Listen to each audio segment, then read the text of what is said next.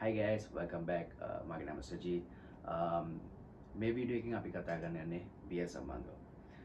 ඇත්තටම මම බියර් සම්බන්ධව මම වීඩියෝ එකක් කරා ඉංග්‍රීසි වලින් but මට හිතුණා සිංහලෙමුත් වීඩියෝ එකක් කරා නම් හොඳයි කියලා. මොකද හොටෙල් ඉන්ඩස්ට්‍රි එකට කැමති කට්ටියට ලංකාවේ මගේ යාළුවන්ට නංගිලා මල්ලිලාට මේක ගොඩක් වැදගත් වෙයි කියලා හිතුන නිසා. ඉතින් බියර් සම්බන්ධව කතා කරනවා බියර් කියන මොනවද දන්නේ.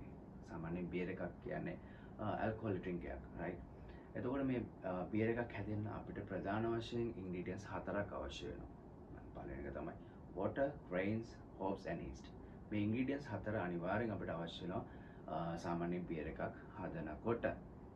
එතකොට අපි ග්‍රේන්ස් ගැන කතා කරා. එතකොට ග්‍රේන්ස් කියලා කතා කරනකොට ඒකට ඕන දෙයක් අයිති වෙන්න පුළුවන් ධාන්‍ය වර්ග වලින්.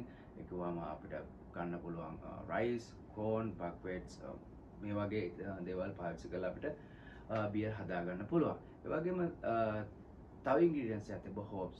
හොප්ස් කියන්නේ බියර් වලට නැතුම බැරි ඉන්ග්‍රීඩියන්ට්ස් එකක්. සාමාන්‍යයෙන් හොප්ස් කියන ඉන්ග්‍රීඩියන්ට්ස් එක අනිවාර්යෙන් අපිට බියර් වලට අවශ්‍යයි. බියර් වලට හොප්ස් නැතුව බියර් හදන්න බෑ. ඒක අනිවාර්යෙන් ඔයාලා මතක තියාගන්න. බියර් අනිවාර්යෙන් බියර් වලට හොප්ස් කියන එක අත්‍යවශ්‍යයි. එතකොට හොප්ස් කියන්නේ සාමාන්‍ය මලක් වගේ එකක්.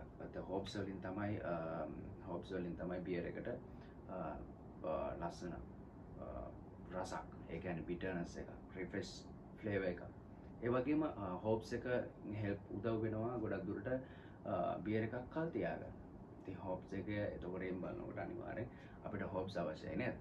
එතකොට හොප්ස් ගැන කතා කරනකොට හොප්ස් වර්ග ගොඩක් තියෙනවා. එක වර්ග තියෙනවා. එක වර්ග අරගෙන තමයි බියර් හැදෙන්නේ. එතකොට හොප්ස් ගහ සාමාන්‍යයෙන් මීටර 3-6ක් වගේ අතරත හැදෙනවා. ඒකට සාමාන්‍යයෙන් ගහේ හැදෙන්නේ අපි කියනවා බියර් වලට පාවිච්චි වෙන unfertilized female blossoms කියලා තමයි පාවිච්චි වෙන්නේ. ඒ කියන්නේ unfertilized female blossoms තමයි පාවිච්චි කරන්නේ බියර් එකක් හැදෙන්න. එතකොට අපි සාමාන්‍යයෙන් විද්‍යාත්මක නම කතා කරොත් හොප්ස් වලට කියන්නේ Humulus lupulus කියලා. මේක තමයි විද්‍යාත්මක නම හොප්ස් වලට පාවිච්චි කරන්නේ. ඊළඟට අපිට බියර් එකක් හැදෙනකොට ෆර්මන්ටේෂන් මෙතඩ් දෙකක් තියෙනවා. පළවෙනි එක තමයි top fermentation එක, අනිත් එක තමයි bottom fermentation එක. පොඩි අදහසක් දෙන්න fermentation දෙක ගැන. පළවෙනි එකේ top fermentation එක start වෙන්නේ උඩ ඉඳගෙන. එතකොට දෙවෙනි එක bottom fermentation එක. දෙවෙනි bottom fermentation එක පටන් ගන්නෙ bottom වල. වචනෙන්ම දන්නවා bottom fermentation එක යටින් ඉඳන් තමයි fermentation එක පටන් ගන්න. එතකොට මේ කට්ටිය සාමාන්‍යයෙන් බියර් එකක් හදනකොට ප්‍රධාන වශයෙන් ඔය fermentation method දෙක පාවිච්චි කරනවා. ඒ වගේම yeast වර්ග දෙකක් තියෙනවා. තව ගොඩක් වර්ග තියෙනවා fermentation එකත් එක්ක. ඒ වගේම yeast වර්ග තියෙනවා ගොඩක් පාවිච්චි කරන. හැබැයි ප්‍රධාන වශයෙන්ම yeast වර්ග දෙකක් තියෙනවා. පළවෙනි එක Saccharomyces cerevisiae, අනිත් එක Saccharomyces pastorianus. ඔය වර්ග දෙක තමයි විශේෂයෙන්ම පාවිච්චි වෙන්නේ බියර් එකක් හැදෙන්න. ඉතින්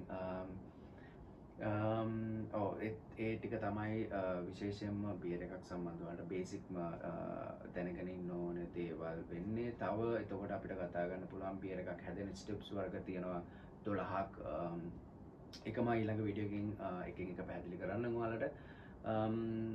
ඒ 12 ගැන කිව්වොත් එහෙම පළවෙනි එක melting, milling, lautering, brewing, filtering, cooling, fermentation, maturation, pasteurization and bottling.